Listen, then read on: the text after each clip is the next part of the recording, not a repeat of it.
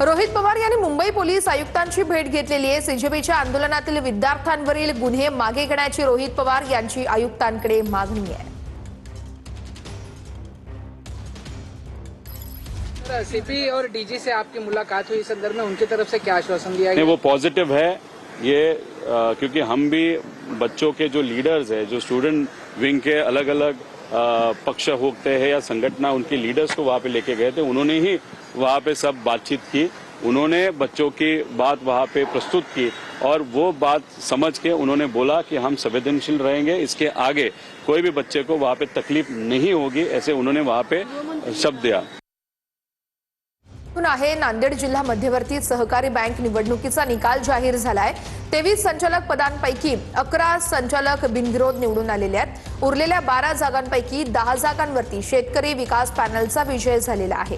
नागेश पाटील आष्टीकर यांचे पुत्र कृष्णा पाटील संचालक पदाच्या निवडणुकीत विजयी झालेले आहेत। काँग्रेसचे माजी आमदार माधवराव पाटील जळगावकर अवघ्या एका मताने विजयी झालेले आहेत।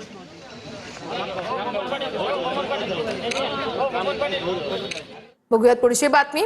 उजनी धरणाच्या विसर्गामुळे चंद्रभागेच्या पाणी पातळीमध्ये वाढ झालेली आहे। पुंडलिक मंदिरासह इतर छोट्या मोठ्या मंदिरांना पाण्याचा वेढ आहे। उजनी धरणातून सध्या 40,000 क्युसेक पाण्याचा विसर्ग सुरू आहे। भाविकांनी चंद्रभागा नदीत खोल पाण्यात उतरू नयेत, प्रशासनाची ही सूचना आहे।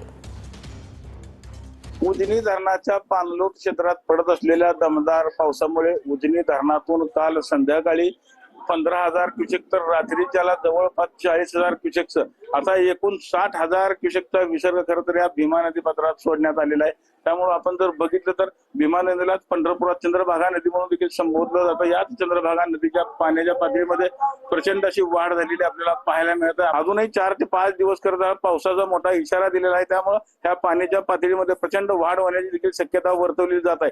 आपण जर बघितलं तर उजनी धरणात खरं तर पाण्याचा आवक वाढत असल्यामुळे अजूनही उजनी धरणातून पाणी सोडण्याची शक्यता वर्तवली जात आहे। त्यामुळे या चंद्रभागेच्या पाण्याची पातळीत आणखीन वाढ होणार असल्याचे देखील सांगण्यात येत आहे। पंढरपुरातून कॅमेरामन जगदीश सर, रवी लवेकर, TV9 मराठी।